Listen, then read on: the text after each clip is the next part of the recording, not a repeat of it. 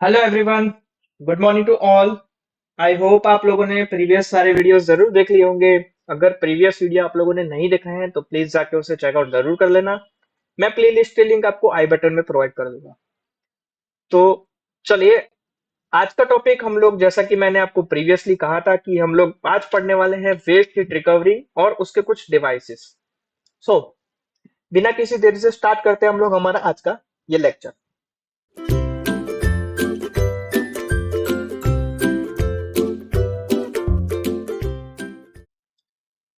तो waste heat recovery हमें जरूरत क्यों पड़ गई? तो देखो, इंडस्ट्रियल प्लांट के अंदर क्या होता है कि गैसेस जो डिस्चार्ज होती है उसके अंदर हाई अमाउंट ऑफ टेम्परेचर होता है जिसका हम लोग रीयूज कर सकते हैं, है ना। रीयूज करना बहुत ही आसान है। ठीक है, क्या करते हैं हम लोग? हीट को रिकवर कर लेते हैं। जितनी भी हीट हम लोग बाहर चिमनी के थ्रू बाहर भेज रहे हैं उसको हम लोग रिकवर करते हैं। तो वेस्ट हीट रिकवरी एक ऐसी हीट है जो कि कंबंशन प्रोसेस के दौरान या फिर कोई भी केमिकल प्रोसेस के दौरान आपकी चिमनी में से बाहर निकलती है हाई टेम्परेचर पे। तो हम लोग उसे क्या करते हैं? रिकवर करते हैं। रिकवर कैसे? फुल्ली रिकवर भी कर सकते हैं, पार्शियल रिकवरी भी कर सकते हैं, लेकिन मोस्ट ऑफ हम लोग क्या करते हैं? फुल्ली उसे रिकवर करते हैं। तो ये रिकवर करी हुई वेस्ट हीट एनर्जी जो हम लोग कहते हैं उसका यूज क्या है? तो उसको हम लोग वापस से रीयूज कर सकते हैं प्लांट या फिर सिस्टम के अंदर। तो ऐसी वेस्ट हीट रिकवरी सिस्टम को हमको क्या करना है? ये रीयूज करना है। तो ऐसे रीयूज करने वाली साइकिल को हम लोग कहते हैं recycled waste energy cycle. Okay. Advantages क्या है? क्यों हम लोग हीट रिकवरी करते हैं? हमें क्या जरूरत पड़ गई? तो देखो, एडवांटेजेस आप लोगों के लिए कुछ ऐसे हैं कि फ्यूल कंजम्पशन का जो कॉस्ट है वो हम लोग रिड्यूस कर सकते हैं, क्योंकि एक बार वेस्ट हीट रिकवरी कर ली हमने तो हमारा क्या होगा?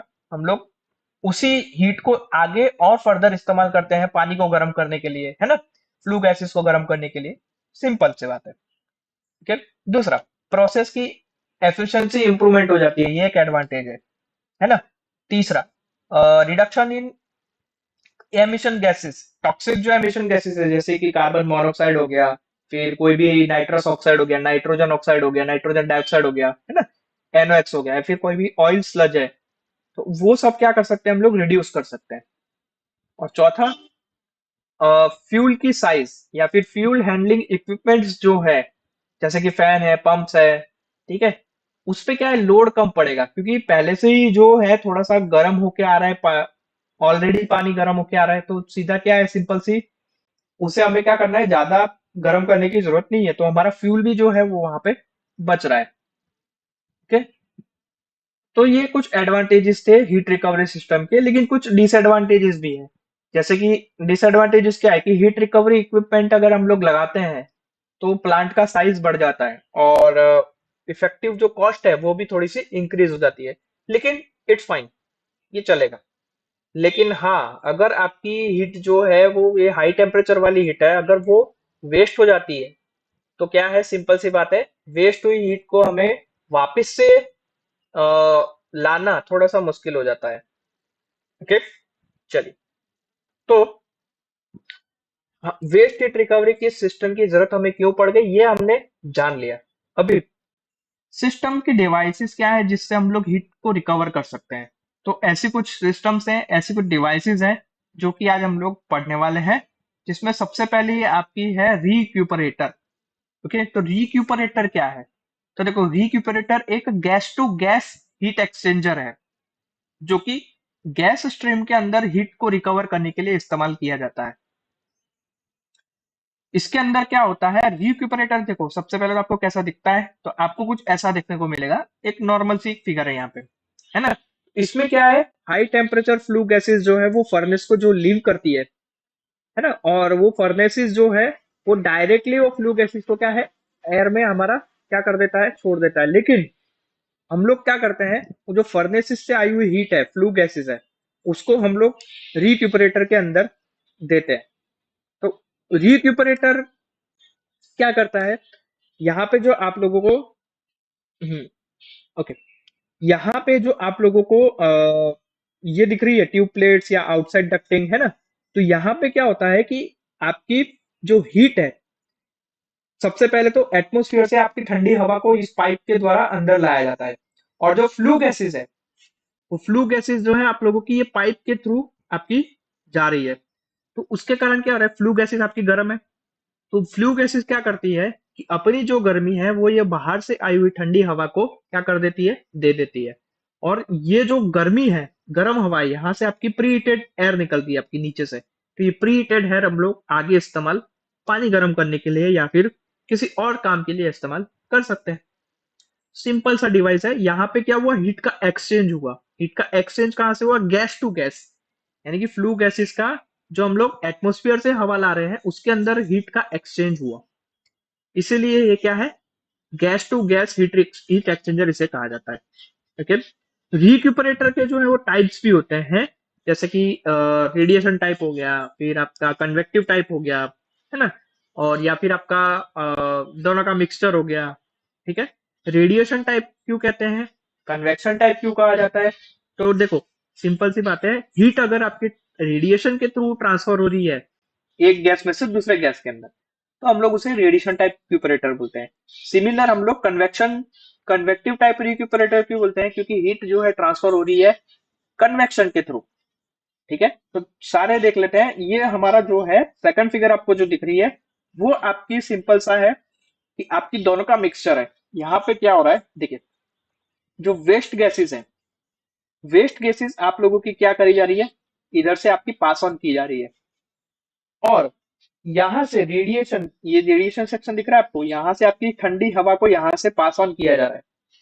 ये पास किया जाएगा तो क्या हो रहा है, ये हॉट फ्लू गैसेस से हीट जो है वो ठंडी एयर में आपकी एक्सचेंज हो रही है, और यहाँ से आप लोगों की हॉट एयर जो है वो आपकी बाहर की साइड निकल रही है। ओके। और उसको आगे फर्दर इस्तेमाल किया जाता है।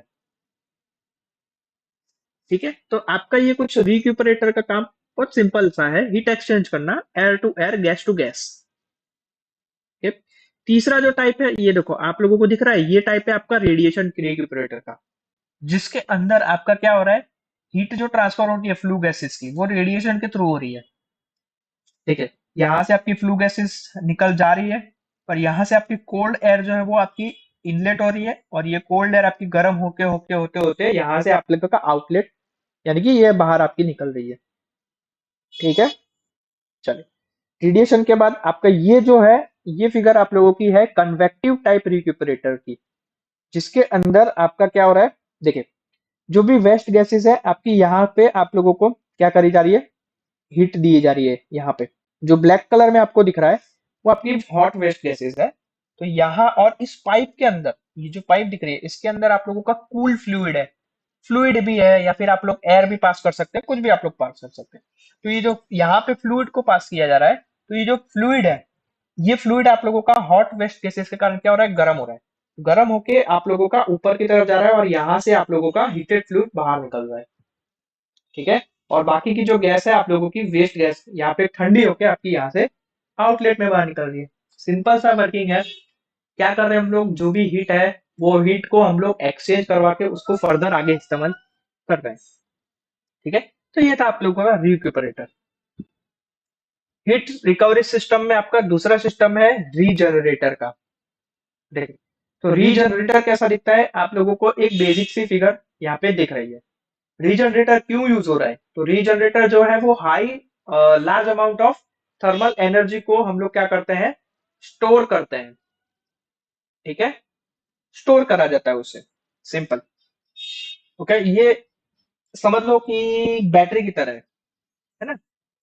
और रीजनरेटिव में क्या होता है, देखिए मैं आप लोगों को बता देता हूँ। चिमनी में से ये ऊपर की साइड लगाया जाता है। ठीक है। एक ब्रिक तरीके का है, ब्रिक मतलब कि जो हमारा ईंटें होती है उस तरीके का एक ये इक्विपमेंट है। तो यहाँ पे क्या है, चिमनी में से जो भी आपका गैसेस आ रही है ना, वो गैसेस आप लोगों की यहाँ पे आ रही है ऊपर से। ओके। और नीचे से आपकी ठंडी हवा आपकी पास ऑन करी जा रही है। कैसे भी कर सकते हो आप लोग, नेचुरली एयर फ्लो हो सकता है, या फिर आपने फैन लगाया हो, ठीक है, टरबाइन लगाया हो, कुछ भी लगाया हो सकता है, कुछ भी आप लोग लगा सकते हैं। तो यहाँ पे आप लोगों की एयर हवा आ रही है, और यहाँ से आपके हेड गैसेस आ रही है। तो ये जो गैसेस है वो आप लोगों की यहाँ से और ऐसे, ठीक है, दो तरीके से डिस्ट्रीब्यूट हो रही है। जो आपकी हवा है वो यहाँ से ऐसे और यहाँ से ऐसे, इस तरीके से डिस्ट्रीब्यूशन हो रहा है। तो यहाँ पे आप लोगों को ये जालीनुमा एक रचना दिख रही होगी। ये क्या है, एक तरीके से एक ब्रिक का काम करती है, जिसके अंदर जो आपकी जो हवा है ना, वो हवा आपकी गर्म हो रही है। Okay, simple. और ये हवा आप लोगों की यहाँ पे इस जगह दिख रही है आपको, ये खाली जगह यहाँ पे इकट्ठा हो रही है, जो कि गर्म हवा है। नीचे से आप लोग ठंडी हवा आ रही है, ये गर्म होते हुए यहाँ पे आप लोगों की गर्म हवा इकट्ठा हो रही है, और आप उसके आउटलेट में से आप उसे फर्दर इस्तेमाल कर सकते हैं। ठीक है, तो रीजनरेटर जो है वो आप लोगों का एज ए कह सकते हैं कि बैटरी के सोर्स पे तरीके पर काम करता है। जितना यहाँ पे ऊपर गैसेस होंगी उतना इस्तेमाल आप लोग उसे कर सकते हैं। बाकी की आप लोग धीमे धीमे आप लोग की स्टोर हो ही रही है। ठीक है, अब बात आती है रीजनरेटर बनता कैसे है, उसका मटेरियल क्या है। तो सिंपल सी बात है कि जहां पे आप लोगों की स्टील या फिर ग्लास फर्नेसेस यूज होते हैं, वहां पे इसका इस्तेमाल किया जाता है, और इसका मटेरियल भी उस तरीके का होता है। ठीक है, या तो स्टील का होगा या तो ग्लास का होगा। ओके, चलिए नेक्स्ट है इकोनोमाइजर। ओके, अभी आप इकोनोमाइजर तो हम लोग पहले भी पढ़ चुके हैं, है ना। क्या होता था बॉयलर इकोनोमाइजर, क्या यूज होता था कि हीट जो है वो फीड वाटर को उसके सप्लाई से पहले दी जाती है ना। और पहले ही हम लोग क्या करते हैं, पानी को थोड़ा सा गर्म करके आगे भेजते हैं। कैसे गर्म करते हैं, इकोनोमाइजर की मदद से। ठीक है ना, ये सिंपल हम लोग पढ़ चुके हैं, ये आप लोगों को ज्यादा जानने की इसकी जरूरत नहीं है। ओके, नेक्स्ट है हीट पाइप। ओके, अभी देखो हीट पाइप हम लोग पढ़े नहीं है अभी तक, लेकिन आप लोगों ने देखा जरूर होगा, है ना। हीट पाइप आप लोगों ने देखा होगा, जैसे कि आपका अगर आपके पास कार है, मान लीजिए कार है, कार का जो रेडिएटर है ना, वो रेडिएटर में क्या होता है, हीट पाइप होती है, जिसके कारण इंजन ठंडा रहता है। क्या होता है, वहां पे भी आपकी हीट की एक्सचेंज होती है। वो जो हीट एक्सचेंजर था कार का, वो आपका इंजन को ठंडा रखने के लिए इस्तेमाल किया जाता है। यहाँ पे जो हीट पाइप हम लोग प्लांट के अंदर इस्तेमाल करते हैं, वो क्यों यूज होता है, वो हमारा हीट को क्या करने के लिए, एब्जॉर्ब करने के लिए इस्तेमाल होता है, सिंपल। और उस हीट को हम लोग आगे फर्दर यूज कर सकते हैं। ठीक है, तो हीट पाइप एक ऐसा डिवाइस है, देखिए दिखता कैसा है, आप लोगों को कुछ ऐसा, एक क्रॉस सेक्शन एरिया अगर मैं लूँ तो कुछ आपका ऐसा दिखता होगा, जिसके अंदर आप लोगों को ये जो ब्लू कलर में लाइन दिख रही है ना, ये क्या है, लिक्विड है। और जो ये रेड कलर में है वो क्या है, वो वेपर है। ओके, क्या हो रहा है, यहाँ पे हीट सोर्स है, आप लोगों का गर्म हो रहा है, यहाँ पे इधर साइड से आप लोगों की हीट एंटर कर रही है, एडिशन किया जा रहा है वहां से।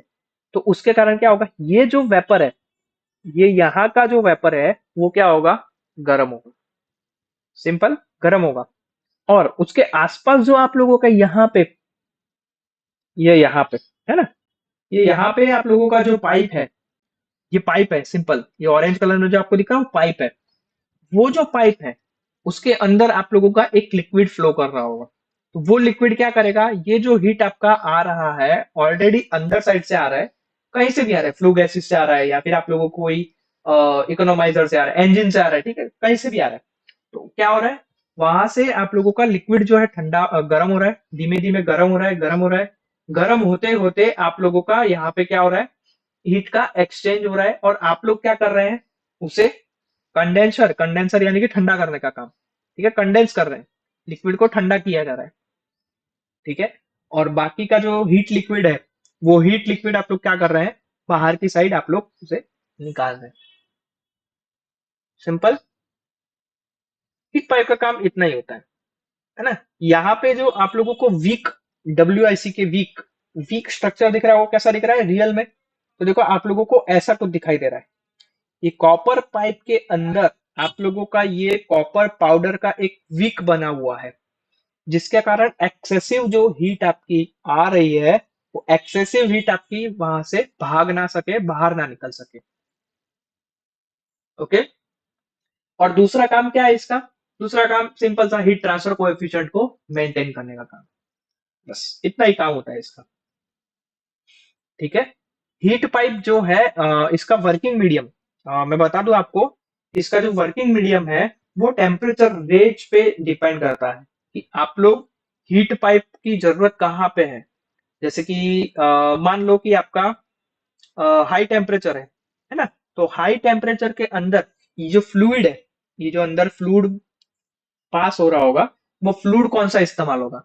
मान लो कि 2000 केल्विन से लेके, नहीं 2000 नहीं सॉरी, 2 केल्विन से लेके 4 केल्विन तक की आपकी सिंपल छोटी सी हीट हो, तो आप उसमें एज ए लिक्विड, ठीक है, as a working medium, as a fluid medium आप लोग हीलियम का इस्तेमाल करेंगे। मान लो कि 523 केल्विन से लेके 923 केल्विन तक की रेंज का हीट जनरेट हो रहा हो, टेम्परेचर रेंज हो, तो उसमें आप लोग लिक्विड के तौर पे मर्क्यूरी का इस्तेमाल करेंगे। सिमिलरली 873 से लेके 1473 केल्विन तक का टेम्परेचर हो, तो आप लोग उसमें सोडियम का इस्तेमाल करेंगे एज अ लिक्विड। और इथेनॉल का इस्तेमाल कब करेंगे, जब टेम्परेचर रेंज आपकी 273 केल्विन से लेके 403 केल्विन तक की हो तब। ओके। और सिंपल पानी का इस्तेमाल आप लोग कब कर सकते हैं, जब आपका टेम्परेचर 303 केल्विन से लेके 473 केल्विन तक का हो तब। ओके। हीट पाइप जो है इसको हम लोग टिल्टेड भी इस्तेमाल कर सकते हैं या फिर वर्टिकल डायरेक्शन जिसे हम लोग कहते हैं। ओके। और इसे हम लोग हायर लेवल पे ही इस्तेमाल करते हैं। ठीक है। हीट पाइप के कुछ एडवांटेजेस भी हैं जो आप लोग नोट डाउन जरूर कर लेना, मैं आप लोगों को यहाँ पे बता देता हूँ कि एडवांटेजेस क्या है। तो देखो एक सिंपल सी बात है, इसमें सिर्फ और सिर्फ लिक्विड एयर है, तो इसका ऑपरेशन जो है वो साइलेंट है, कोई भी मूविंग पार्ट नहीं है इसमें, है ना, मैकेनिकली कोई मूविंग पार्ट इसके अंदर अवेलेबल नहीं है। तो एक तरीके से कोरोजन फ्री भी है, समझ लो। दूसरा, रिवर्सिबल ऑपरेशन भी है इसमें, परफॉर्म कर सकते हैं हम लोग। तीसरा, कंस्ट्रक्शन जो है वो रग्ड है इसका, है ना। चौथा, जैसे कि कोई भी हीट ट्रांसफर हो रहा है, तो हीट ट्रांसफर में अगर मान लो कि फ्लूइड को चेंज करना है, तो हमें कोई भी बाहर की क्या कहते हैं एक्सटर्नल सोर्स ऑफ एनर्जी की जरूरत नहीं है इसके अंदर। सिंपल सा निकालो, लिक्विड को निकालो और लिक्विड को एक्सचेंज कर दो बस। बाहर से कोई एक नया कोई एनर्जी सोर्स लाने की जरूरत नहीं है आप लोगों को, है ना। और लास्ट इसका हम लोग एडवांटेजेस ऐसा कह सकते हैं कि हीट ट्रांसफर की रेट जो है वो अभी तक जो हमने पढ़ा, इकोनोमाइजर पढ़ा है ना, इकोनोमाइजर देख लिया, इकोनोमाइजर से फिर हमने रिक्यूपरेटर देखा, रीजनरेटर देखा, तो उससे सबसे ज्यादा हीट ट्रांसफर रेट की कैपेसिटी इसकी है। ओके। तो ये था हमारा आज का और इस चैप्टर का last topic, heat recovery system और उसके डिवाइसेस। ओके। इसी के साथ जो हमारा थर्मल सिस्टम का ये चैप्टर है वो हम लोग यहाँ पे मॉड्यूल कंप्लीट कर देते हैं। आई होप आप लोगों को अ, आज के टॉपिक में, आज के जो भी हमने टॉपिक, जो भी चीज हमने पढ़ी उसमें पता चली हो।